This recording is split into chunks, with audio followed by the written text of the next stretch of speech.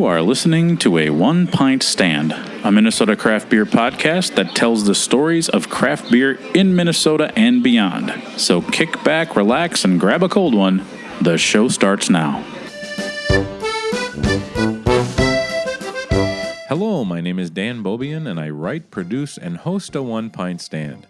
I'm ecstatic that you're listening. This podcast has been a passion project of mine since 2016. On this episode, I head out to Luce Brewing in Plymouth, Minnesota to chat with Danny, Dane, and Brent, who represent the brewing and sales team at Luce Brewing Company. I met these gents last year at the Autumn Brew Review, and we got chatting about me stopping out at the brewery. Well, I did visit the brewery, and I was quite impressed with all the different well-made beers that they had on tap there.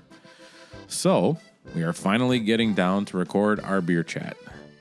So let's head out to Luce Brewing Company in Plymouth, Minnesota for my beer chat with Danny, Dane, and Brent. Cheers.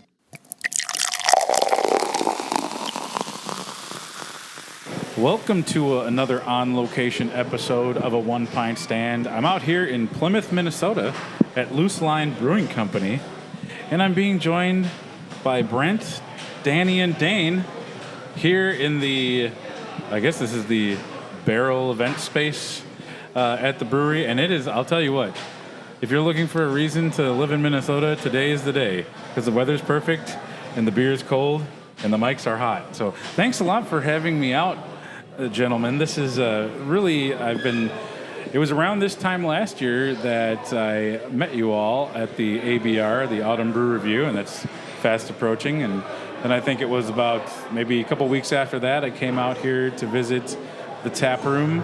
I think it was like the second week of November, thereabouts, and tried a bunch of beer, had a lot of great conversation. I'm like, let's get a podcast on the books. So really happy to be here. So before we get into kind of like the beer chat, let's go around and kind of introduce yourself, say your name, the first beer you ever remember having.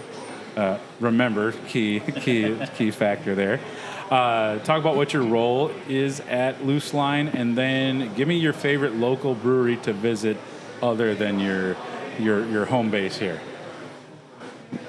Well, I am Dane. I am a brewer here at Luce. The first beer I remember having, I think it was like an MGD. My dad used to drink MGD, and I think he gave me a sip when I was like 10 or something, and I think that was my very first beer that I actually remember having. Nice. Another local favorite brewery, I try not to play favorites necessarily. I try to, kind of buy something from a little bit of everybody.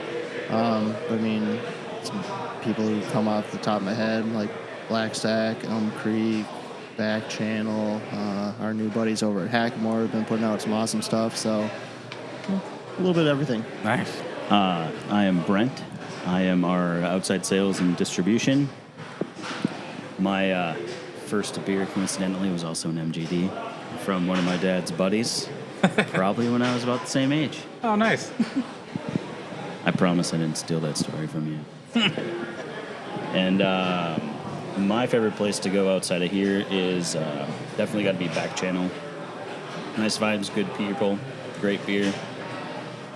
Yeah, Back Channel is like one of those.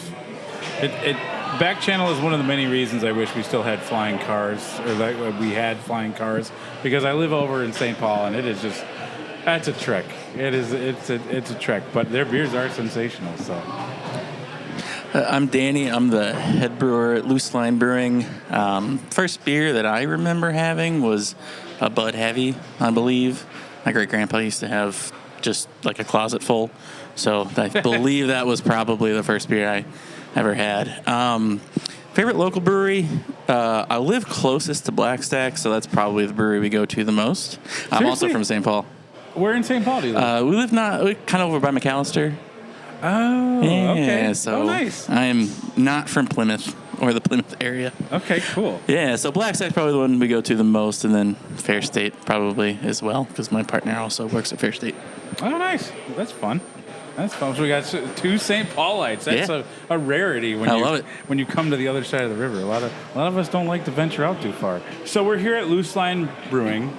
I'm sure there's probably maybe a listener or two who has not been out to the brewery. Give us the kind of Cliff Notes version of how Luce Line came to be. Luce Line started in 2020, almost 4 years ago. Our owner, Tim, and his wife have lived in Plymouth for a long time, over 20 years. And then been a bunch of other friends of theirs who are from the area. We're really just looking for something local, because I guess kind of the story we got was there's a lot of people here who love Plymouth, want the things you can get in other places, but Plymouth doesn't have a brewery. So they were really just like, we need something in Plymouth. They came across this spot just off the Luce Line Trail, and it just worked out. So about 4 years ago, we opened up because some Plymouth people wanted a brewery in Plymouth. That's really cool. I was going to ask, I mean, I'm not super familiar with this area, but, I came from work. So, I didn't see any bars, or I know there's no other breweries around here. What is the geographically closest brewery to here? Omni's got to be pretty close. Oh, yeah, okay. All right. Under Pressure in Golden Valley. And Buddha Pills is right down 55 Oh, sure. as Yeah, well. okay. Yeah, and so, you're just right off 55. You go kind of do a little loop by the water tower. Easy to get to. I think when people in the Twin Cities, metro area, hear Plymouth, they think it's really far. It's not that far. So that's something we should put out there first and foremost. You don't need to take a day off work to come out here. I mean, you could. I mean, there's a lot of great beer to drink and plenty of places to zonk out. I'm sure you got some grain bags in the back that you could do it. Has any brewery ever done an Airbnb? A brew house themed Airbnb? That would be really interesting. I've seen a few breweries who have the property. I think Jester King might have a spot on their property that they rent out, and there's another brewery in Maryland that I can't remember that has a house close to the brewery. But if you want to stay in an industrial park building, we could make that happen. Hey, always looking for different. You could be the first. You could be the pioneers of that. Come for the beer, stay for the grain bags. That could be fun. You mentioned Uda Pills. Uda Pills is one of those breweries that kind of has a very clear identity of their beers. When you say Uda Pills, I think classic, mostly lager style beers. What would you tell someone who hasn't been here? What type of beers would somebody expect to find at Luce Line? We do a lot of, obviously a lot of, popular styles, hazy IPAs, smoothie sours have been pretty popular as well. But we really pride ourselves on being able to do everything. We have quite a few lagers on tap. We have, West Coast IPAs. We have hazy IPAs. We have English mild on tap right now. We're, transitioning into dark beer season, so we're doing a lot more of those. And yeah, I don't think we really fit into one singular box per se. It's we try to do everything well, and I think that's what our customers have been responding to, just because again, this is a brand new thing for this area, so I think it's kind of fun to have our customers be able to try a little bit of everything. Yeah, that's a good. What is kind of the average beer IQ of people coming in? I imagine, you said that there was definitely a desire for something like this, and you can't have that without people understanding and knowing what craft beer is. But do you get a lot of people kind of crossing the threshold from kind of the macro or crafty brands? Yeah, 100%. When we look at the numbers of what beers are moving, our flagship hazy IPA is far and away the beer we sell the most of in the tap room. But after that, the next most popular beer would be our Czech Pils, which is on all the time. Then it's our cream ale. And then in the summer, it's the fourth most popular beer is a blonde ale with peach tea. So we get a lot of people, our regulars, who typically are drinking things that are a little bit more on the easy side, a little bit more approachable. We get a lot of business happy hours, so we're selling a lot of light beer, which is great. We do get people who want something a little more adventurous, but I mean, our locals far and away are more the lagers and the light stuff. Yeah, yeah. Which I mean, is this Piedmont Pilsner is one of my favorites. It's so crisp, clean. A lot of people might say this is beer-flavored beer. This would have a wide appeal. I think cream ale especially is also a fairly approachable style. Then again, some of your IPAs are really good. And I don't know why, when people talk IPAs, I mean, you said Black Stack, Back Channel, Barrel Theory, Lupulin. You all do quite a few different IPAs, and they're all very, very tasty and delicious. Does it kind of like when you hear other IPA heavy breweries listed, you ever like, hey, why, hello, over here? Yeah, I think we all agree that we probably we think we make good IPAs as well, and I think most of our stuff stands up to a lot of the people who are making the best IPAs in the city. Yeah, but I mean, we're still young, and I can't imagine the amount of times that we go to a festival and someone's like, I've never heard of you. Yeah. Well, we've been open for 3.5 years, but that's okay. It just takes time. Yeah. Well, I mean, there's sometimes you just, going to breweries is interesting because sometimes I'm very much a creature of habit.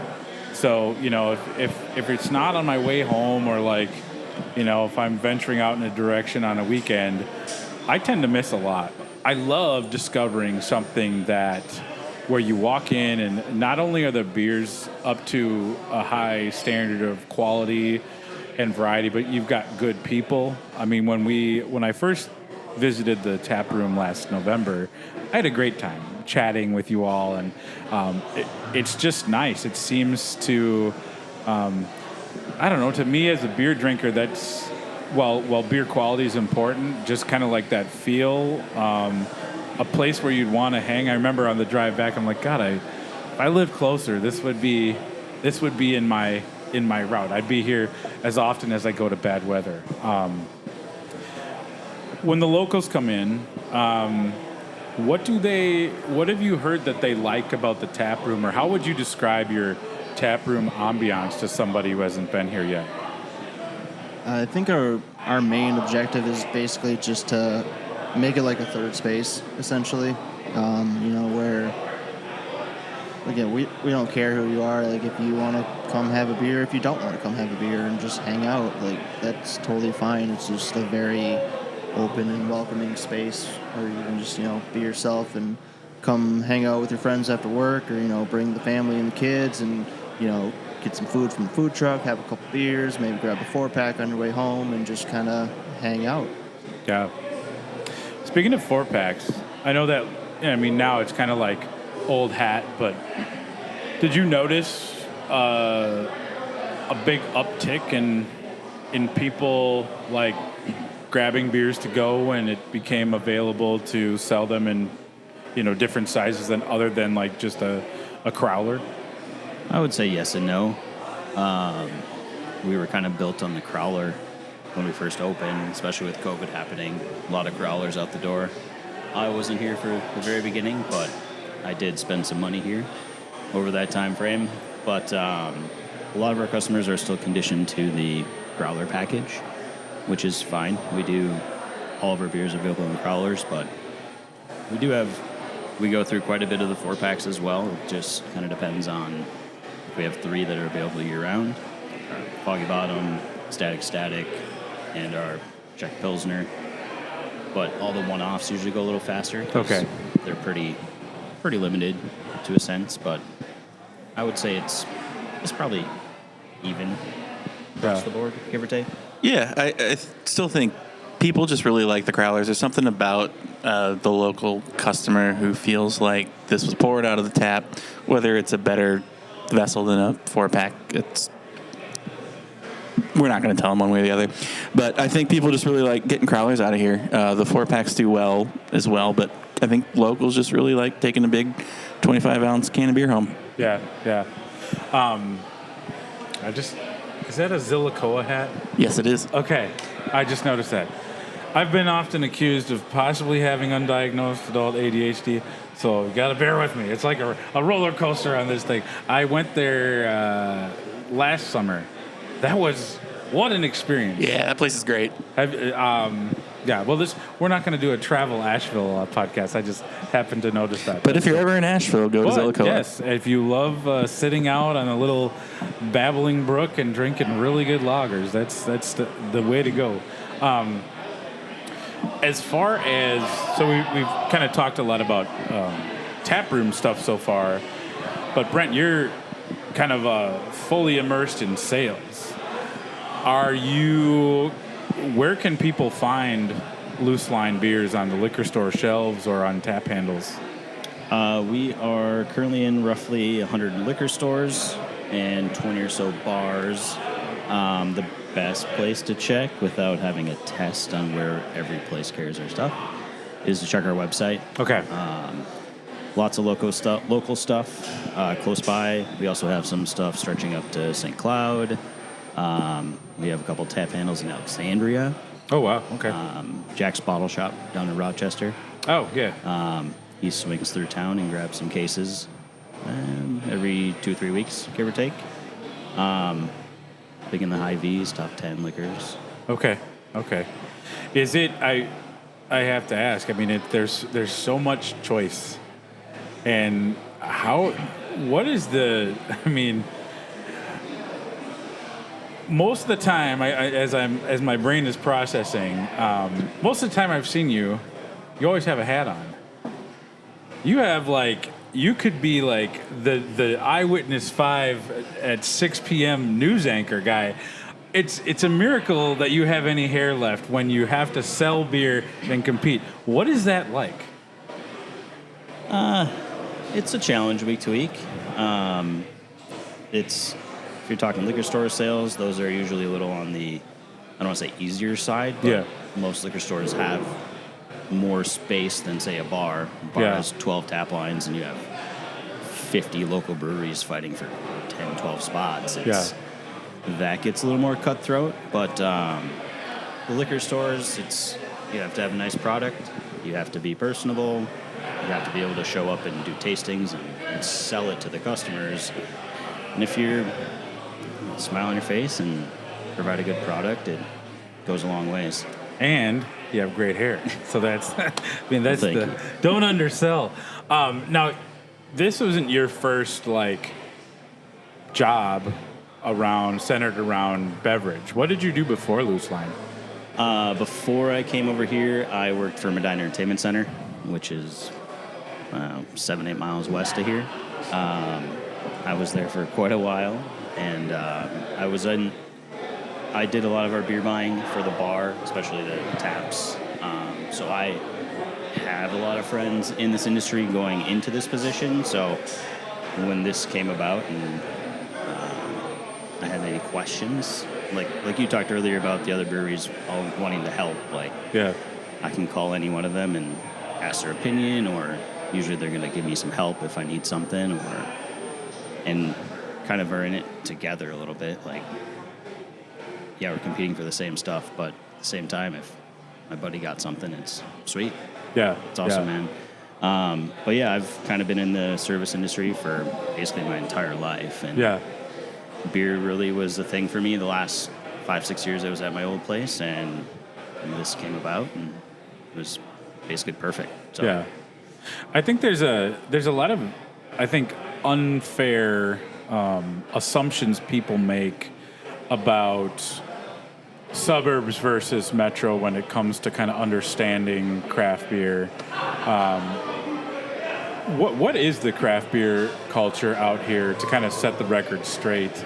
Not just specifically to this brewery, but I think people just assume that if you're a brewery outside of the 494 or 694 loop, they think, well, you're not going to be as good as Fair State or some of the popular metro, more urban locations in Northeast or downtown St. Paul.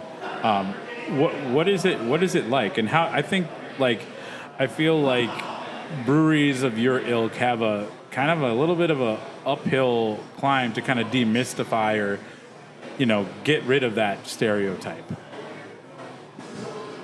I don't know. I feel like when you have like the city breweries are all they're a lot closer together. Yeah.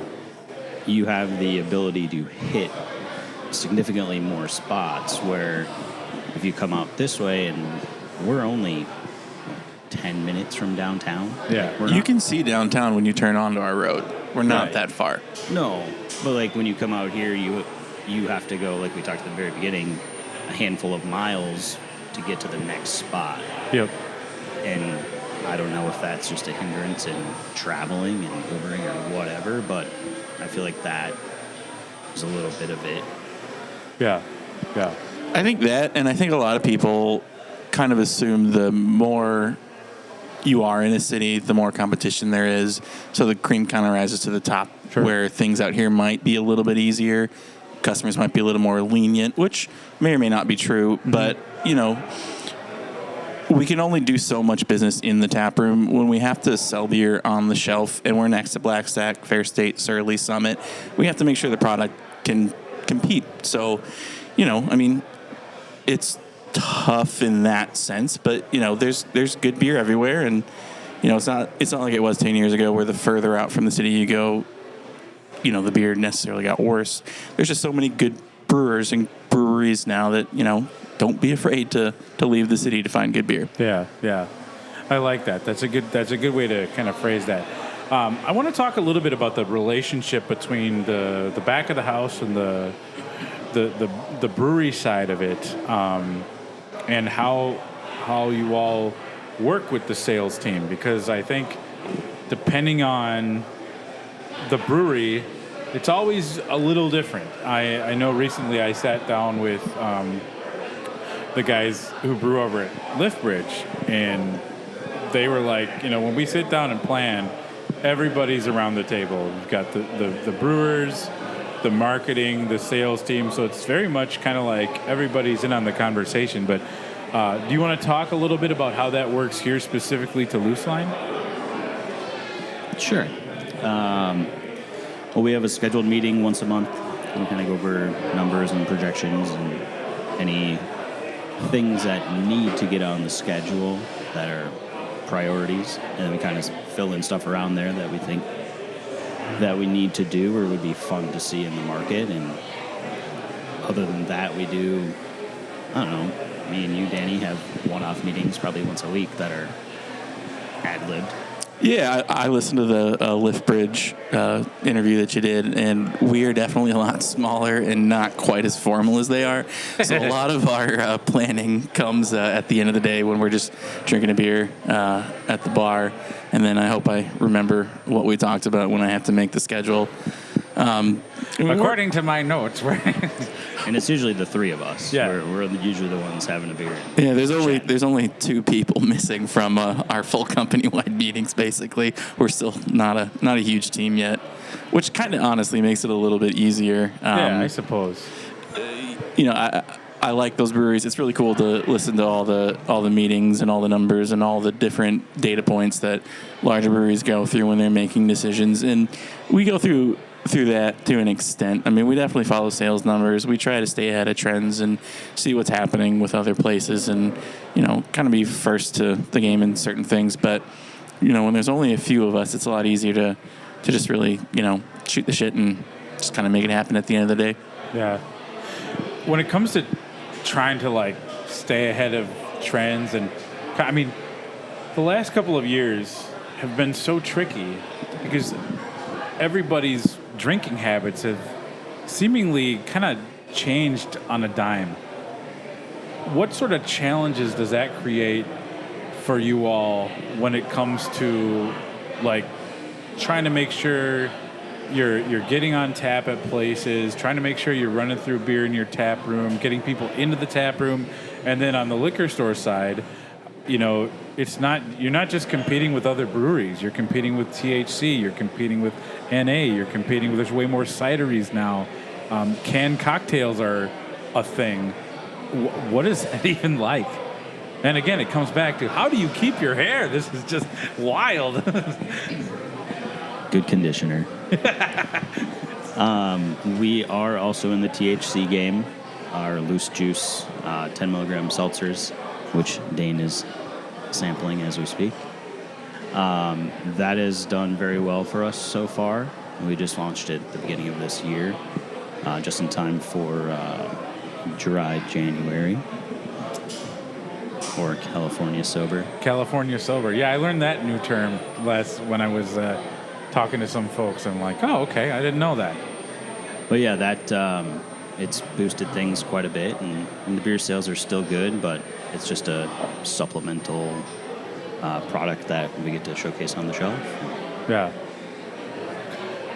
Yeah, I think a lot of it just comes down to what do we as brewers want to make and what do our customers want to drink, and that kind of goes back to us looking at numbers month by month by month, and seeing what the trends are and everything like that. And it's like if all of a sudden our seltzers are selling out in less than a month, it's like, hey, maybe we need to make more of those, or maybe it's smoothie sours, or maybe it's dark beers, or maybe it's all lagers. It's like we need to adapt or die, for lack of a better term.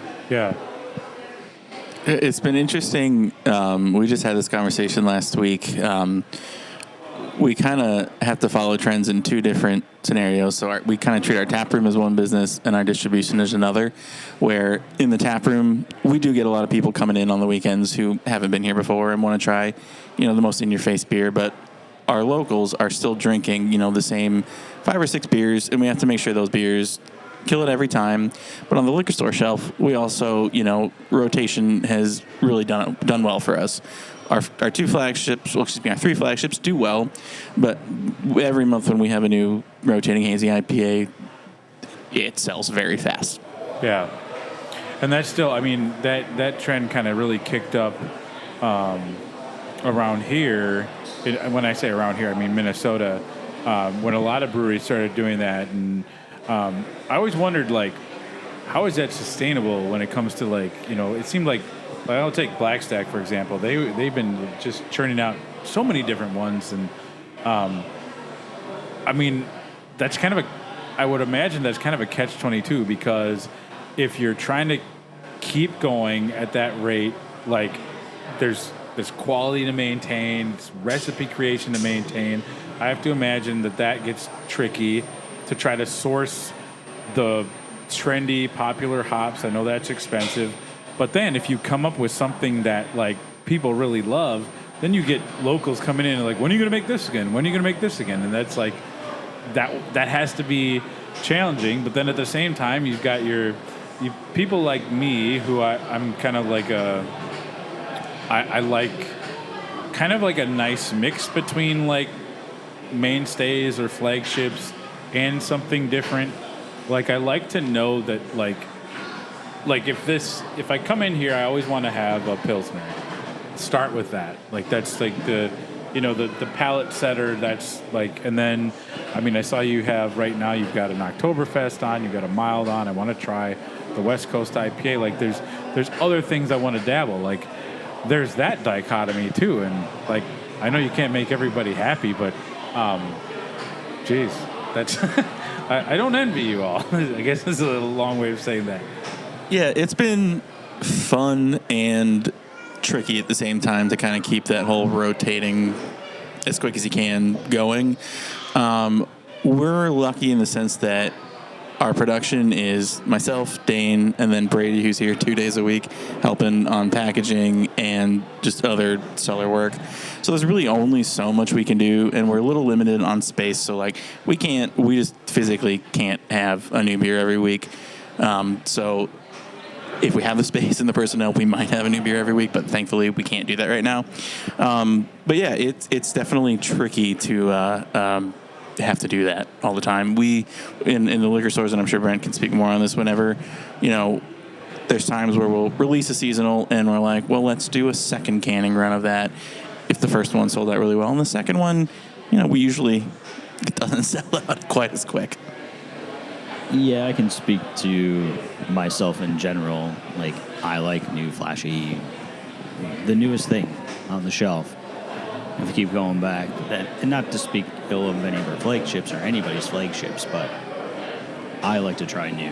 I mean, you see all these new beers all the time, and I feel like a lot of people are that way, but you can also walk in and grab a 4-pack of one of our 3 flagships at any time. Yeah. That's the fridge beer, and then you have the fun beer. Yeah. And Foggy Bottom still is it's still 30% of our production and our distribution sales, our flagship hazy IPA. Okay. So that's like the workhorse. I'm curious, prior, like, has this been your first job as a brewer, or did you have previous brewing experience? No, this is not my first job. Okay. No, I've been brewing for about 11 years. Okay, Yeah, I started at Door County Brewing in Door County, Wisconsin, and then Hacienda, which was our sister brand to that. Yeah. Okay. So okay. I was there for a long time, and then I was here, not day 1, but I was here basically day 2 at Luce Line. So I've been here for almost 4 years. Yeah, okay. And how about you, Dane? No, this is my first actual professional brewing job. Okay. I worked at a couple other breweries just like as a packaging tech or an assistant brewer, but this is the first time I ever did anything full scale. Prior to that, I was just a bartender. I've been bartending since I was 21. Now, don't say just a bartender. That's the most important job in the country. Come on, man. Jeez Louise. In one capacity or another, I've been working with alcohol for about 11 years. Okay, cool. But again, still relatively newish to brewing itself. I want to get both your takes on what is exciting about brewing. Like, obviously, it's hard work. People don't really understand, I think, like just how physically taxing it is. And, it's not air conditioned, cool. Like, you're not sitting there maybe Brent has air conditioning in his office as he's like combing his hair in the mirror, like, I'm going to go sell some hazy IPAs today and grab some tap handles. And, while you all are back here and, talk to me about, and I think this will be interesting because you both have such different tenures in the industry. But what's exciting about this job? Honestly, it's just kind of everything about it. Like, if you want to put it very, very simply, we are using science and engineering to make plants into an intoxicating, very tasty beverage, which is nuts. Like, if you just put it as bluntly as that's crazy. Yeah. And there's just so much different variety in what you can do, whether it be, a lager, a hazy IPA, West Coast IPA, a sour. Like, there's so many different flavors you can get from, the same category of ingredients. And then you get into hops, and there's 18 billion different hops out there, and they all have, slightly different flavors and characteristics and stuff. And it's just super, super, super cool. And then even beyond that to the actual serving of the beer and just seeing, our regulars come in, day in and day out, and just seeing how they have supported us and hey, you make good liquids, I'm gonna come drink your liquids. So yeah, it's really cool. Just everything about it in my mind. Yeah. For me, a lot of what Dane said, I still am excited about. But what I've been kind of finding over the last couple of years that's really been getting me going is with all the advancements and hop products is just, taking beers that we make every day and just trying to make them better. I still get excited by doing something new and trying different things that have never been done or something we've never done here, but I think I kind of get a little bit more excitement now than I used to when I first started. We brew Foggy Bottom, our flagship, twice a month, so we do about 60 barrels a month, and it's fun to just every time we brew that, just without changing too much, but just make it better consistently every time. So right now, it's just taking what we do every day and just making it better than it was the day before. Yeah. What's the most recent kind of like discovery or new thing or process that kind of keeps you up at night in like a good way? Like has your kind of the hamsters running on the wheel in your brain like, "Ooh, this is really exciting. I wonder if we could try this with this." Or For me, it's actually been West Coast IPA, which is not new. But when I first started drinking craft beer, it should have never gone away in the first place. it should. Well, I mean, it didn't go away. But, it didn't go away, but I've when I first got into craft beer, it was how bitter can you get it? How many hops can we fit into this? And that was fun, but I grew tired of that really quickly. But over the last year or so, we've really been kind of focusing on what a lot of people are calling modern West Coast IPAs. So very little malt. We're typically all Pilsner malt, so they're not orange, they're not amber. They look like a Pilsner, and they're still super, super hoppy, but not necessarily 100 IBUs. We're still using a crazy amount of hops, but we're making them a little bit more drinkable. We're focusing on new fruit-forward, Southern Hemisphere hop varieties, and not necessarily just pure pine and bitterness. And honestly, for the last year, that's what's been getting me. And I do remember 2 or 3 years ago telling Dane, I don't like West Coast IPAs, but... I remember that. Yep. But that's kind of over the last year or so, that's really kind of where my mind's been. Yeah, that's cool. Do you have, like... What's your favorite style to brew? Either from just like, oh, this is a great style, more people should drink this, or from a standpoint of like, this beer is really challenging, and every time I step up to the plate to brew this one, I need to keep all these things in mind because it's a tricky one. I guess I don't necessarily have a favorite necessarily. I mean, even today I just brewed an Italian Pils, and Pilsners are always fun just because you have to pay so much more attention to it. Just, the temperature of the water, how you're sparging, and how you're transferring it over and all that kind of stuff. Like, you just need to pay attention to every single detail because, like, again, if you mess up one thing, like, there's a -1 to that beer. Yeah. And if you do that about multiple times, then there's a bunch of minuses to it. So, but again, like, it's the same thing with, like, it's super fun to also just play with a bunch of hops too, or even, hey, like, this brand new hop just came out that we just got access to, and now we want to play with it. So, like, let's make a recipe to accent this hop, or what, like, maybe let's try, we like, these two hops, like, maybe let's throw in a third hop with that and see how it interacts. So, like, there's just so much you can do with it. Like, in my mind, you just can't get bored with it. Yeah. I think when somebody tried to explain biotransformation to me, my eyes just glazed over. I was like, wait, what is this sorcery of which you speak? It was very interesting. But yeah, understanding hops and what they do and the aromas and the different things, to me, that just seems like such a challenge because everything is a little different. And then when you throw something like biotransformation in, which is essentially, you all correct me if I'm wrong, but just basically coaxing different types of flavors out of a hop that aren't necessarily there on the surface, but through all sorts of different scientific methods, you can create different things. And to me, that just blew my mind. It was like, my first day at college, when I walked into the cafeteria and I saw the cereal station, and it was just like every kind of cereal that you've ever loved as a kid, and you mean I can have as many bowls of this as I want? Okay, breakfast is my new favorite meal. And you can have that cereal for dinner too. Yes. That's why you should stay in school, kids, because you can have cereal for dinner at college. That has to be mind-blowing, and but also, like, really challenging because it's not like IPAs stay the same. Like you said, you were talking about, like, a new West Coast IPA.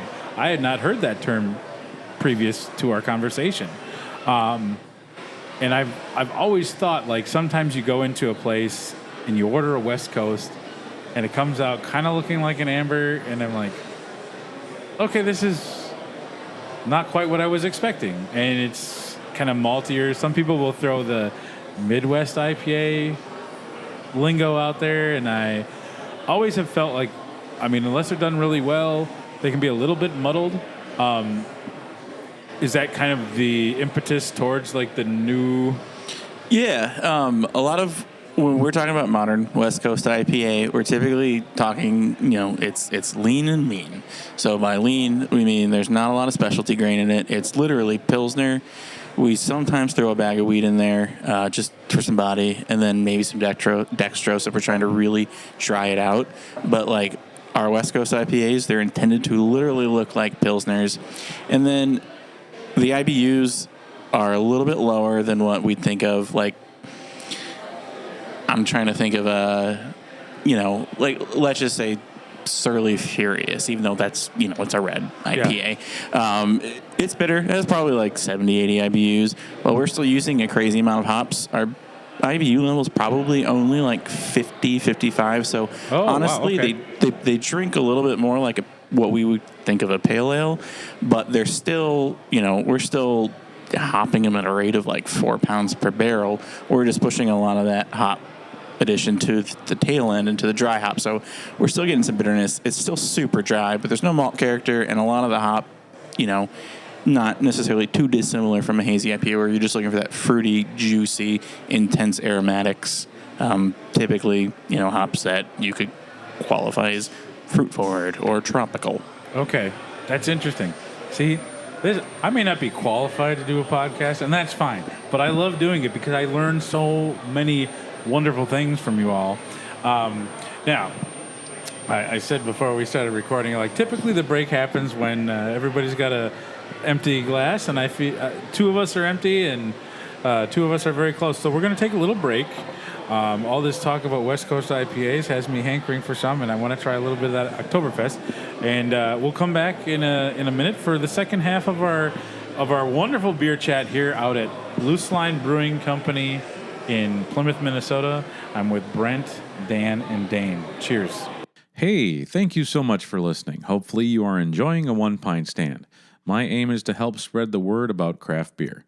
Enjoying craft beer is a passion of mine, and I love chatting about it with other people. A One Pint Stand has a goal of helping breweries tell their stories. I love to get out in and beyond Minnesota to visit breweries, beer bars, and meet other interesting beer people. If you are also into those things, you probably want to keep tabs on the show. So go ahead, give us a follow on Instagram, Facebook, Twitter. I also recently started a TikTok because I was tired of Charles calling me a boomer for not having one. So we would also appreciate any and all positive reviews on Spotify or Apple Music to help make it easier for other craft beer listeners to find us. If you want to be a supporter of the podcast with some of that extra change you find in your couch cushions, I started a Patreon. There are 3 different monthly levels of support that are priced at $1, $3, and $5 a month. If you pledge the $3 or $5 monthly level, you will get some cool perks, so go to patreon.com and search A One Pint Stand and check it out. Now, one thing I should mention is that you have to do a little searching because the content is all about craft beer. We qualify under the 18 plus umbrella, but there's nothing lewd or lascivious going on. We're just talking about beer. So we're very excited about that. If you like reading about craft beer, check out our written work on aonepintstand.com. There's all sorts of stuff popping up from my beer travels over the years. And there's going to be an article about the Autumn Brew Review preview where I go through the beer list and come up with 10 beers that I'm really excited to try. I've heard a lot of positive feedback about that over the years, that is a helpful resource. So I truly appreciate you listening and taking time to enjoy our stories. Now, back to the show. How about a beer? All right, we're back. Refueled and ready for the home stretch. The back nine, as I like to call it here on the One Pint Stand. Again, if you're just joining us, we're out here on a just picture-perfect afternoon at Luce Brewing Company out here in Plymouth, Minnesota. I'm being joined by Dan, Dane, and Brent. Brent, the best hair in the business. That's your new nickname. That's what I'm calling you. It's just now all 12. So it used to be 7. We're up to 12 listeners now. All 12. If they ever interact with, hey, you should take off your hat. Let me see your hair. If they do that, just give them a smack. They'll run right away. I'm gonna have to retire my hat collection after this episode. One question I had as we were talking about a lot of the brewery stuff, I didn't ask what size brew house you have and how many barrels a year does Luce Line produce?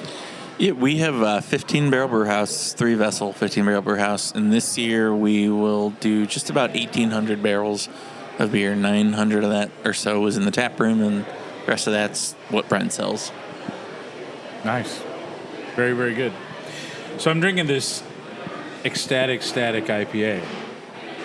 And this is this a fairly new beer? Yeah, we brewed that once about a year ago, I guess, and then we made that a full-time beer just this past April or May, in late spring. So this beer's on tap in cans all the time here. But yeah, it's one of those modern West Coast IPAs that we were talking about. It's really clean. Are you at liberty to say kind of what hops and how you use them in this beer? Yeah, 100%. Okay. It's malt bills, just Pilsner and a bag of wheat and a little bit of dextrose, and then it's a little bit of CTZ extract and Simcoe in the boil. Most of that's in the Whirlpool. And then it is dry hopped pretty heavily with just about equal parts Strata and Citra. Okay. Yeah. It's really good. And it's very clean. I really like this. This is an easy drinking IPA. And I like that. I feel like I get to kind of like check those boxes of that, the piney, the fresh, the bright, a little bit of bitter, not overpowering though. Mm-hmm. This might be something that, you've always got those drinkers who are like, well, I don't know if I want an IPA. It's going to be too bitter. This is something I might kind of, try this. And that might help kind of soften their stance on I don't know if West Coast IPAs are for me. On paper, it's 75, 80 IBUs, but really it drinks 50, 55 maybe. But that being said, it is also 7.5%. So yeah, it'll get you.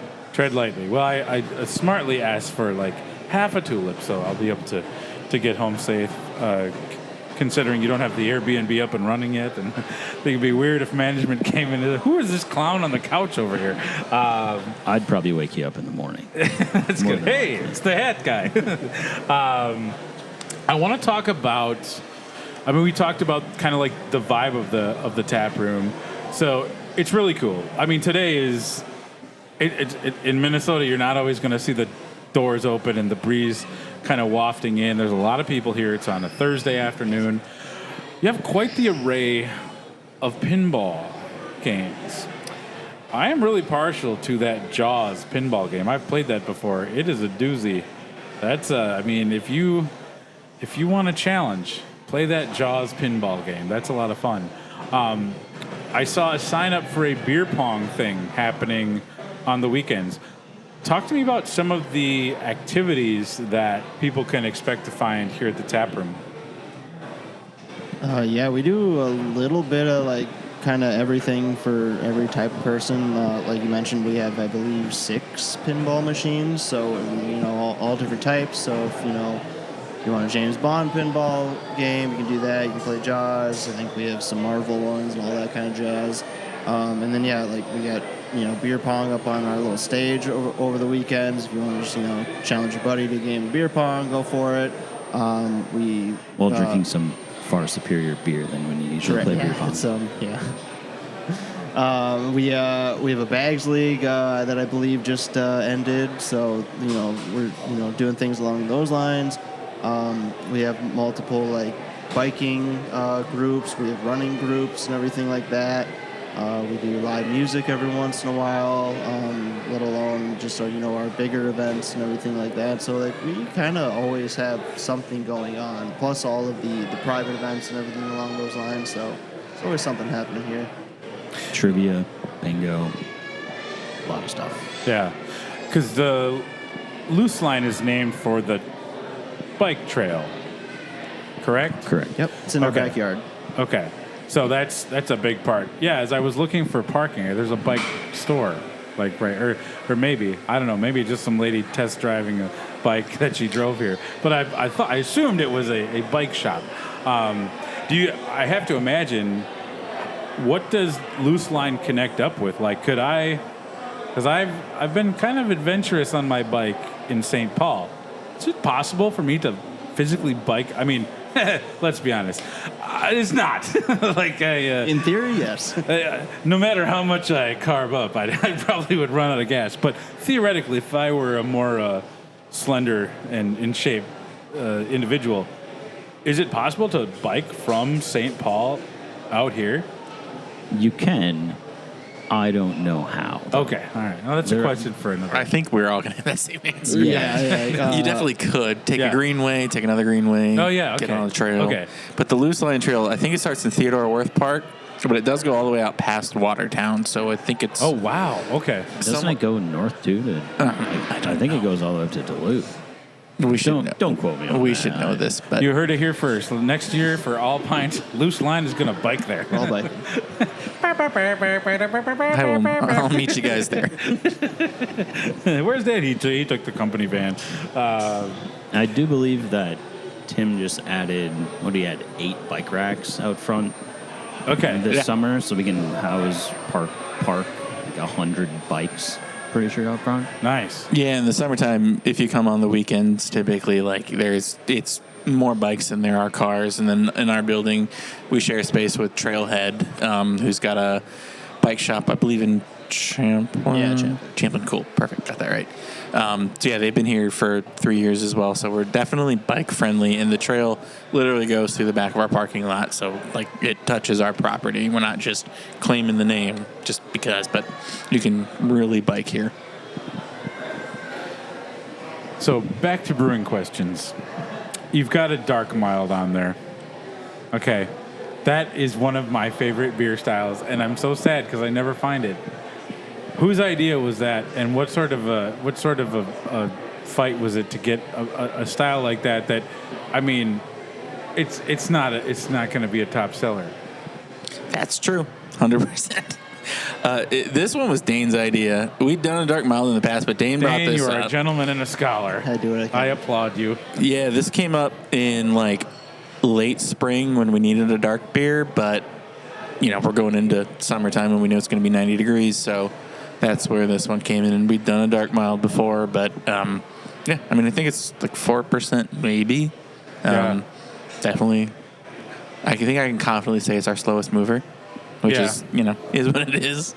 Yeah, I mean, every now and again, bad weather will have one on, and like I've been in there, and then I get real excited. They're like, "Sir, you need to calm down," and I get have a couple of those. Well, it's 3.7%. That's like the perfect beer. And they're like, "I'm sure it's just you and then like our staff that drinks that. They don't sell well." I wish people could kind of recalibrate how they think, because I think a lot of people are like, well, why would I want a beer with such low ABV? But it's big flavor. Yeah, those are definitely beers that need to be like hand sold, and like our staff does a great job. But like when a lot of people come in and they see the menu and they see, it's gonna be $7 for a pint of this. Oh, I want to get my money's worth. So why would I drink the 3.5-4% beer when I could drink something that's a little bit bigger for the exact same price? Yeah. And then mild isn't the sexiest name for a beer style, Right. so Just call it Minnesota Spicy. that could be the next thing. If you're looking for somebody to join your marketing team, I have my afternoons free. Yeah, how do we do that? How do we get people to kind of like get out of that, like, oh, I'm spending this much for beer, I want to have this much alcohol? How do we get them to kind of like change that, like reformat? Like it's about flavor, it's about maybe kind of going towards a little bit more of a trying to promote responsibility when it comes to drinking. Yeah, I think a lot of it comes down to, like, I think when I was a bartender, I always just asked people, like, what do you like? What kind of flavors are you looking for? And then I can point you into, this direction or that direction or something. Or what do you like to drink? What are your normal beers that you're drinking? And luckily, a lot of our customers skew towards those, traditional lagers, traditional dark beers, things of that nature.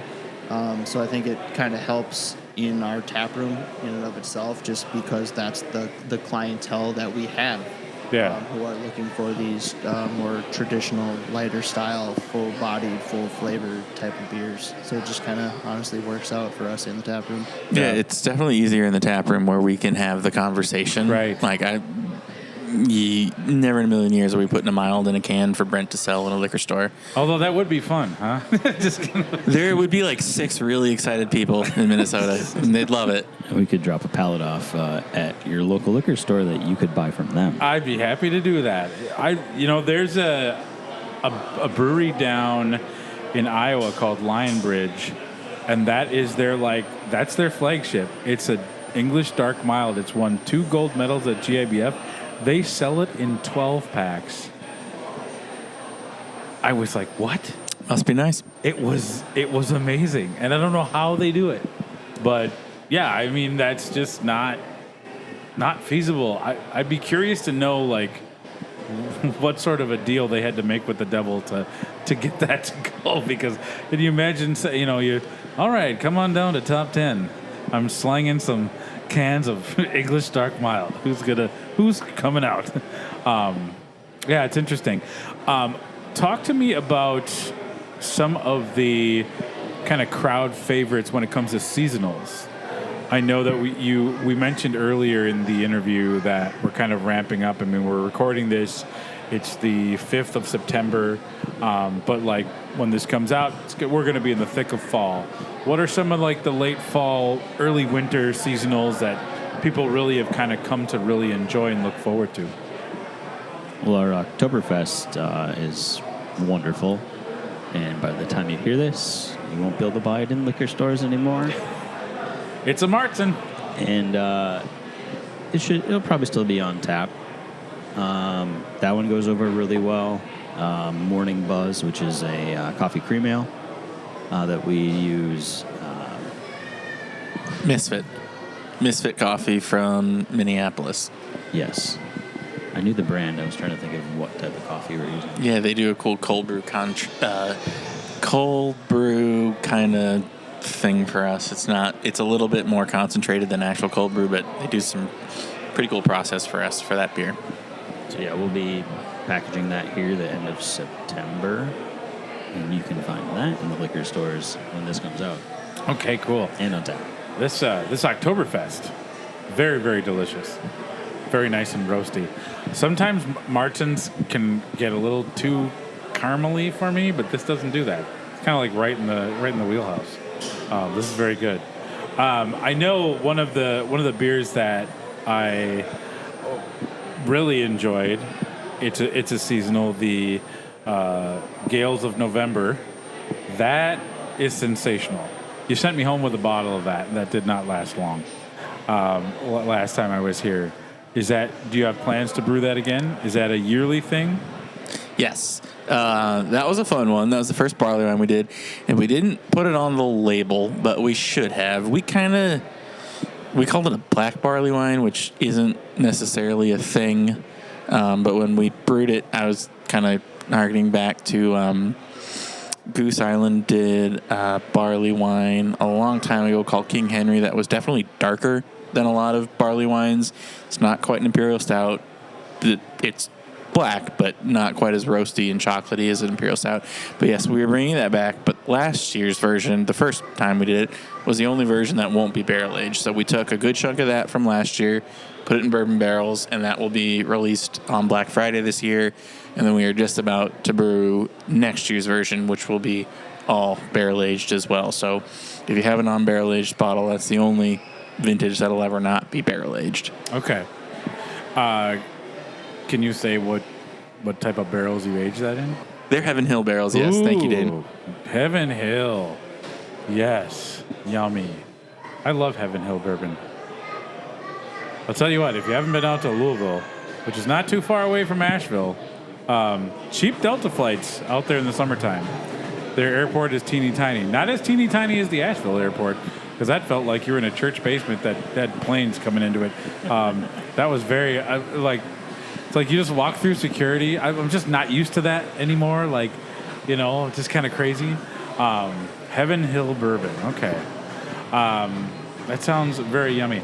One of the things I wanted to talk to you about is this is one of the jobs here at a One Pint Stand is to break down stereotypes within the craft beer community. A lot of people say that brewers don't really like to interface with customers.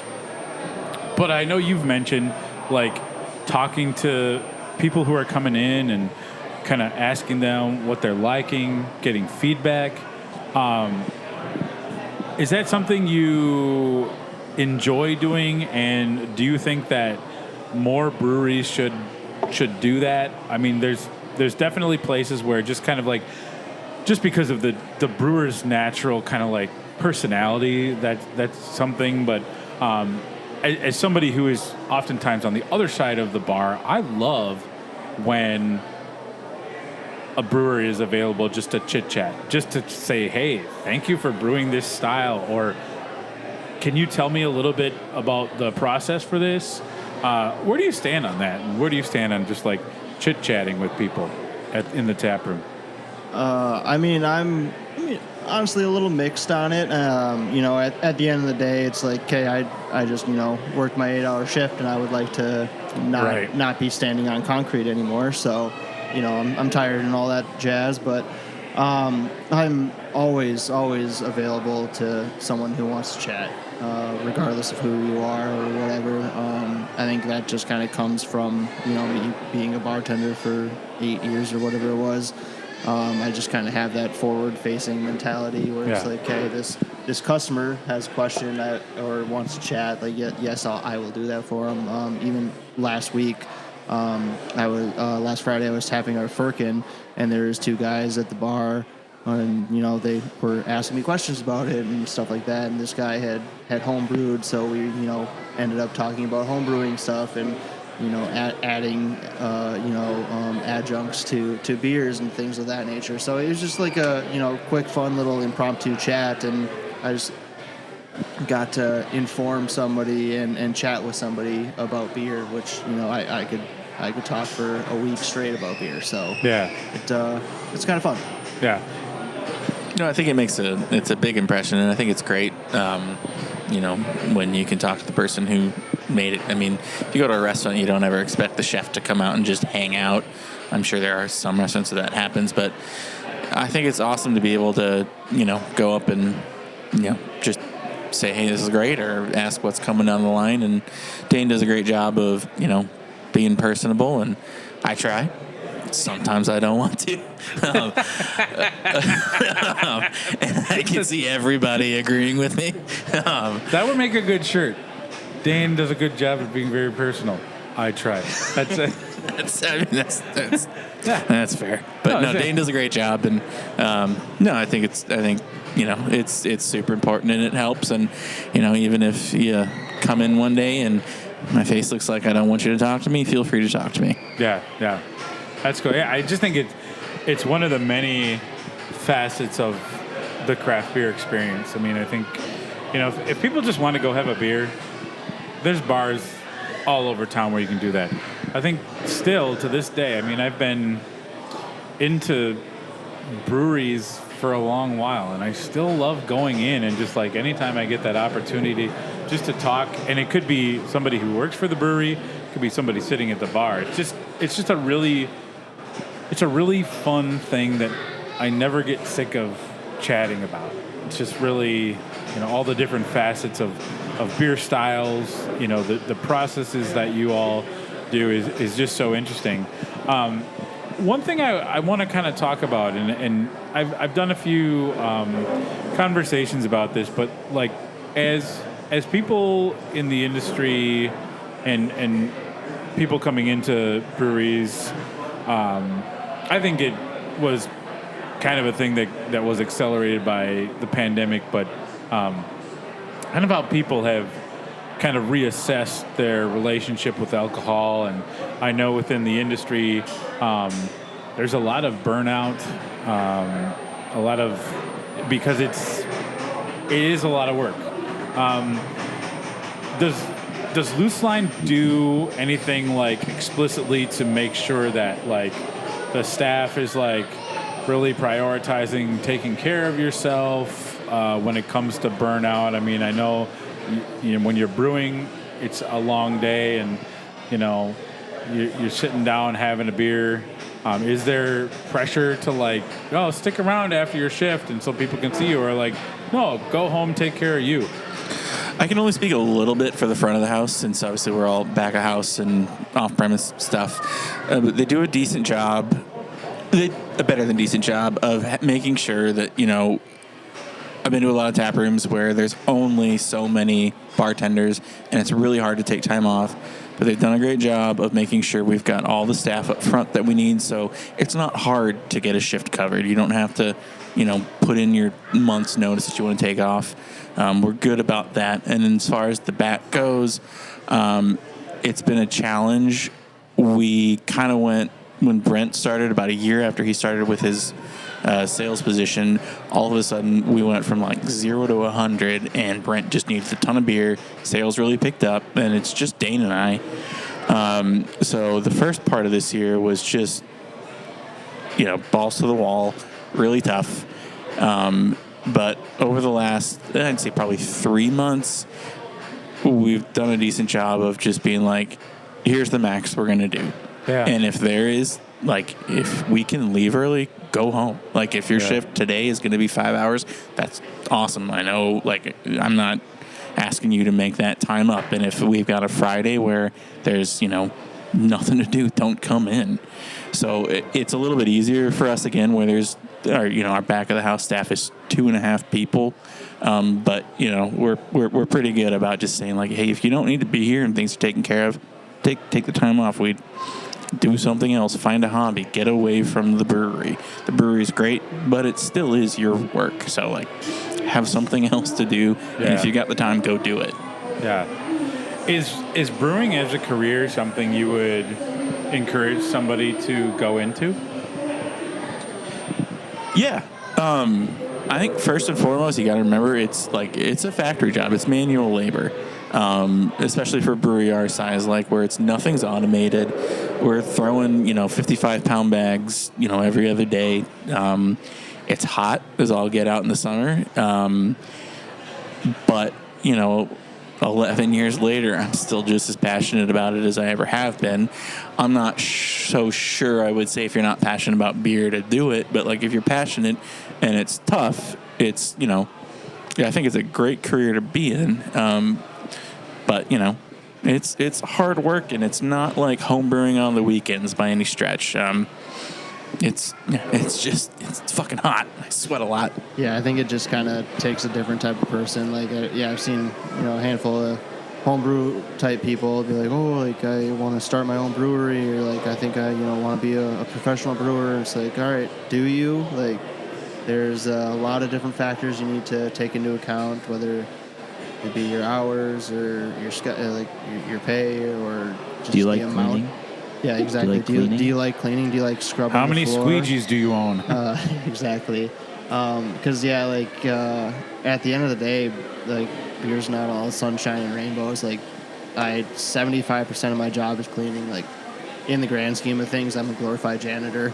Because, you gotta clean your equipment before you use it, and then you have to clean it afterwards, and, then clean up your area, and then make sure everything else is all, buttoned up and everything like that. So, plus all that, plus, juggling your time, like doing things efficiently. It's like, hey, I need to clean this tank while I'm kegging this other batch, plus I need to, do these other things all at the same time. And, sometimes I feel like some of our other managerial type people look in the back, and I'm just sitting there on my phone. It's like, you see me sitting there on my phone, but in reality, I'm doing 3 things right now. So, I think you're probably looking at one of 17 different timers that you have going. Exactly. That's the entire reason why I have a smartwatch, is so I can have a timer going.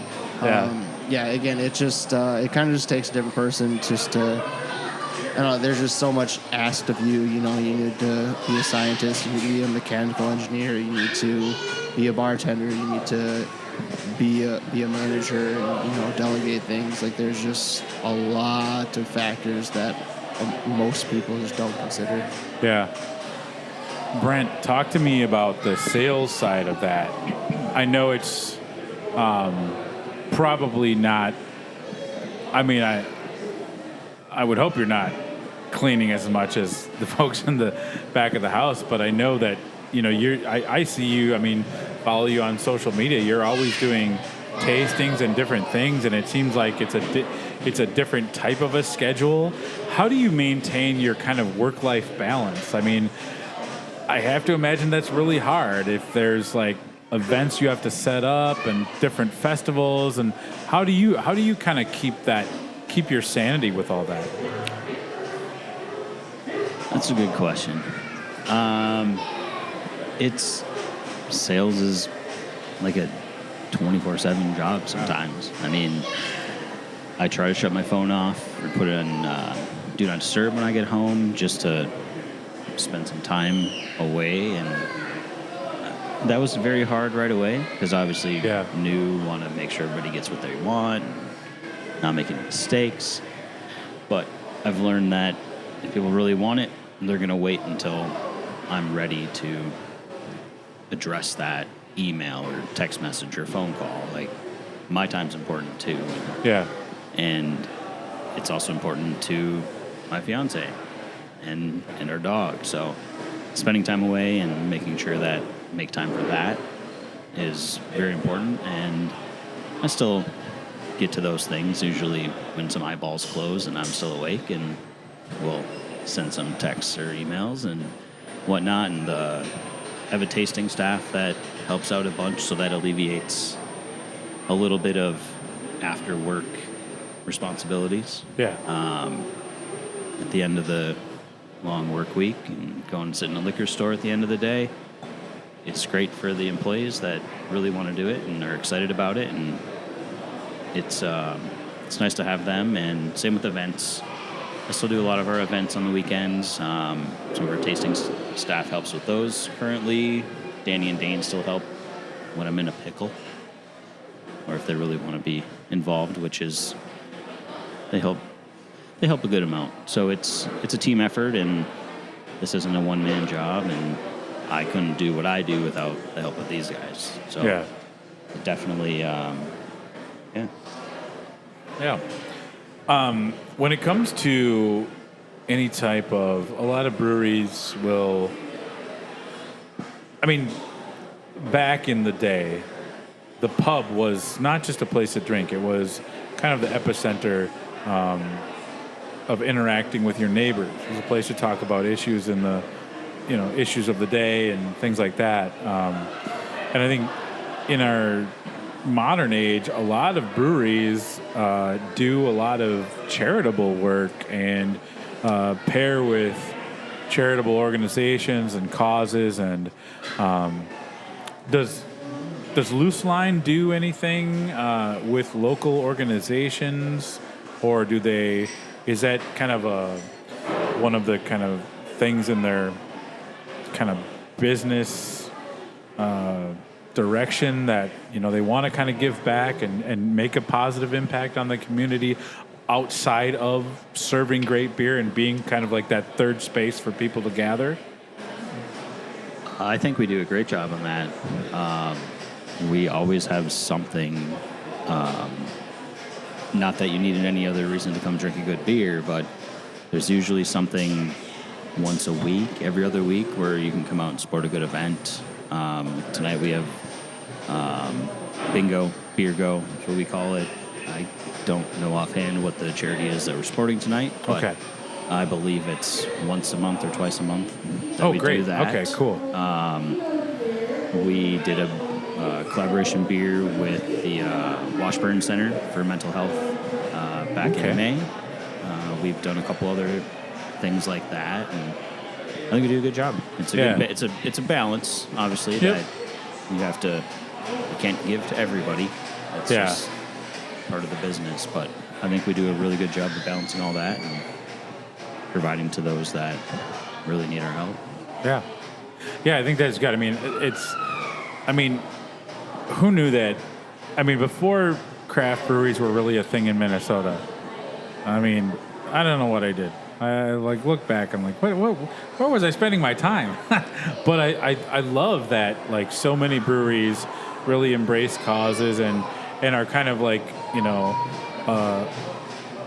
they're motivated to do good, and I think that probably makes those long brew days. If you know you're brewing a beer for a cause, like, oh, this is hard, it's hot back here, but the end result is gonna make a pretty substantial benefit for a lot of people. Not just the people drinking the beer, but like the causes that you pair with. So I think that's like, it seems like more and more places are doing that, and that's what I like. I think for many years, beer had kind of like and beverage as a whole kind of had a negative context, and I think that craft breweries are kind of at the forefront of kind of showing people that, okay, yes, obviously alcohol has its pros and cons, but if you can respect it and understand it and be responsible with it, a brewery can be a place not just for people of a drinking age to hang out, but there's a bunch of games here. This is a family-friendly space. And so for people to, and I think Minnesota is still fairly young as far as being a craft beer destination. I know that several years ago when I road trip through Michigan, I feel like there were kids everywhere and they weren't destroying the place. Obviously, the parents and guardians had like explained to the kids, like, here's how we act when we go into a brewery. And I feel like Minnesota taprooms are maybe not necessarily in their infancy, but like still on the younger side of that. But like brewery cities that have been around longer, that is a family thing. That is nobody would bat an eye to bring kids into a brewery. What if somebody listening has some youngsters in tow when they want to go out drinking? What types of activities are there for kids? And then do you have like root beer or juice boxes or chocolate milk or what's there for the kiddos to have? Yeah, we're 100% family friendly. We have a bunch of different sodas, get them all sugared up. But Yes. We've also got, the chocolate milk, all that stuff. But we want this to be a place for everybody. So we've got the pinball, we've got the board games. We want everybody to feel like every single person in their family is more than welcome. We, as much as we love selling beer off premise in liquor stores, we also want to be the cheers, but the cheers where you can bring your kid in too. Mm-hmm. And, assuming your kid's not screaming and running around, and, absolutely please bring your kids in. We just, we want to be that place where anyone in Plymouth or anyone within drivable distance feels like everybody's welcome, including your kids. Don't forget the snacks. And lots of snacks. I don't remember what snacks we have. It's a lot. You'll have to come see for yourself. How many nights during the week do you have a food truck? I think it's every night except Tuesday, so Wednesday through Sunday. Okay. And we're closed on Mondays. Oh, okay. All right. Except for very special occasions. Okay. Cool. And then what's I don't know this area at all. Are there close places to eat? I know if you go down 55, you're gonna run into a ton of places to go. But do you allow people bring in if somebody orders a pizza, can people bring in takeout and stuff like that? Yeah, I believe you can bring in anything that's not homemade. Just safety regulations, that type of thing. So if you come here and just hey, I want a Devani's pizza, go ahead, order it. That's totally fine. Yeah. We don't care. Yeah. We've done a decent job over the years of inviting food trucks, and food trucks do well here. And it's not just local. We get Parlor. Everybody loves Parlor. Oh yeah. But we've done a really good job of getting a wide array of food trucks, and I think I know people in Plymouth are excited we have that. But if you come here, 95% of the time there's a food truck for you. That's cool. Yeah. Do you ever get Amazing Momo? You ever had No. Amazing Momo? They were at Black Stack on Sunday, Oh. but we had already had lunch. So That is, I don't want to hear excuses, Brent. Come on, man. we went to the Nook. I was stuffed. Oh, what's your okay, what'd you get at the Nook? The jalapeno popper, Juicy Lucy. Okay. Yeah. Some people think this is a very unpopular opinion, And I'm sure you go to the Nook a lot because it's Very much so. hop, skip, and jump. When I was looking for houses way back in the day, we looked at one and I counted it out. It was 312 steps from the Nook. Had we moved there, I'd be dead. But I was like, oh my God, this is like perfect. But the basement wasn't right. I love the Nook. Okay, there's a big movement right now for all these smash burgers and all that stuff, and that's well and good. I'll tell you what, for my money, I would put the Nook up against any of these trendy places. Agreed. And I'm just going to wait for the hate mail and people to say like, oh, not only is he not qualified to do a beer podcast, this guy doesn't know anything about burgers. I love the Nook. The Nook is so cool. I loved it back before it went on diners, drive-ins, and dives because then you didn't have to wait so long to get in. The Nook is very solid. How often do you? I mean, you're closer to the Nook than me. That's got to be. We're there probably twice a month. Can I tell a non-brewing story? Absolutely. Okay. One summer in between college, we worked for a painting company that hires college kids to paint houses. And on the last day before we had to go back to school, we had given our boss more than enough notice that said, hey, this is our last day and we're leaving when this is done. He gave me and my best buddy a house to paint that's literally down the street from the Nook. And we scraped the paint off. It started to rain, and we said, all right, you know what, we're done. And we went to the Nook. So every time I go to the Nook, I know exactly what house it is, and I apologize to whoever lives in that house, but I remember scraping that house and leaving. Huh.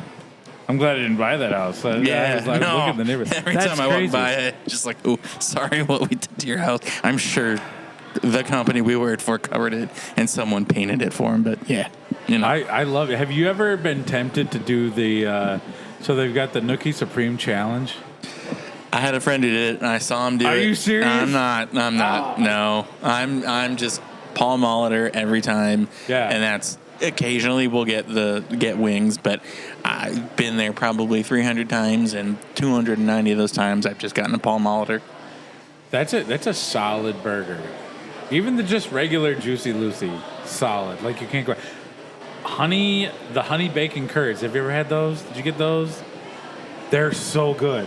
That's the problem, though. They've got good appetizers, but you don't want to fill up on the appetizers because then you're not hungry enough.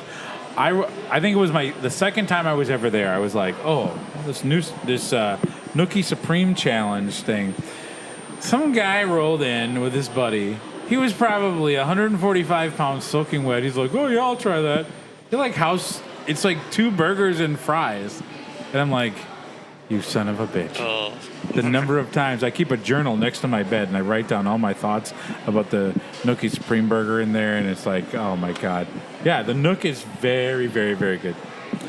Okay, last question. Hard-hitting one. This usually makes people cry. I'm like the Barbara Walters of podcast interviewers. But what do you like best about being part of Luce Line? For me, it's awesome to see regular customers. On Wednesday, this family's gonna be sitting at the corner of the bar. That's awesome. And then we do also get a decent amount of freedom from ownership to just they trust us in the back to make what we think is going to be the right thing to make. And, we get suggestions, but we've been given a lot of freedom in production side to do what we think is right for business. So that's been really great. Yeah, it's the satisfaction of seeing these guys' hard work at events and other places where our beer is being served, and I know how good our product is. There's a good amount of people that also know that, but there's also a large amount of people that don't that don't yet know that we stack up with the rest of the big dogs in this area, and we're slowly getting there. And Danny said it's it's a lot of freedom. I mean, I make my own schedule and do my own thing day in and day out. And like I said, we touch base every once in a while and make sure things are in the right area. So, but yeah, it's a lot of freedom and a lot of fun, and it's a great place to work. And yeah, Nice. Yeah, for me, I guess I started here about 6-ish months after we opened. So for me, it was really cool to get in on the ground floor and just kind of see how this place has evolved, whether it be, the tap room physically or, just the types of beer we're putting out and the quality of beers that we're putting out. And this was like we talked about earlier, just how we are the first place in Plymouth and not many places around us. So it's kind of cool to kind of challenge our customers and say like, hey, we do have, these, beer tasting beers, but we also have all these other options and these modern options, these modern West Coast IPAs, things of that nature, or the barley wine, things that traditionally our customer base doesn't necessarily gravitate towards, but like where we can kind of, educate them and push their boundaries and expand their palate and everything like that. So I think that's been really cool for me personally. Well, I think it's great. I love what you all are doing out here. I think that, you are kind of, for fair or not, you're kind of on the front line of probably a lot of people's first interaction with craft beer. And I would say that, like, if I could go back and have my first craft beer experience be like a place like this, I'd be really happy with that. So, I mean, it's very evident how much hard work you all put in from the sales standpoint to the brewing standpoint. The beers are phenomenal. So if you haven't been out to Luce Line Brewing in Plymouth, Minnesota, put that on your list. Come out here, enjoy. You're not just going to find good beer, you're going to find a great community. So I want to thank all three of you for taking time. I know, like, this is like you've got a lot to do. So I really appreciate you having me in so we can talk beer. This has been a lot of fun. Yeah, thanks. Yeah, thanks, Appreciate Dan. it. Yeah. So for another episode of A One Pint Stand, this has been my chat at Luce Line Brewing Company. Cheers. Well, if you hadn't picked up on it, I really enjoyed chatting with the Luce Line Brewing crew. The beers at Luce Line are really good, and I hope that if you haven't been there, you go out and give them a try. Also, follow their social media and keep track of where Brent will be pouring samples if you want to see what you might want to add to your beer fridge. They do great work, and I was really happy that they were willing to talk about all those different topics, from bike trails to managing the mental strain of working at a brewery. Now, early in the episode, I mentioned that A One Pint Stand started a Patreon. Well, one of the perks at the Keg Stander supporter level is a personal thanks to those who became members. With that, I want to give a huge thank you from the bottom of my glass and heart to our now 6 awesome Keg Stander supporters: Chuck Dorsey, Daniel Fisher, Todd Fitzloff, Brent Newman, Bree Smith, and Sarah Cry-Valento. I'm flattered that you all chose to support the show in the way that you have. You're incredibly generous, and I hope you know how much this means to me. With that, this has been another episode of A One Pint Stand, a Minnesota craft beer podcast where the pants stay on, but the caps come off. Cheers.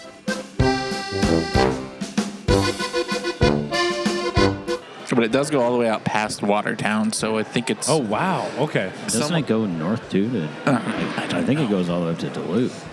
We should Don't quote me on We that. should know this, but... You heard it here first. Next year, for all pints, Luce Line is going to bike there. All bike. I'll meet you guys there. Where's Dad? He took the company van.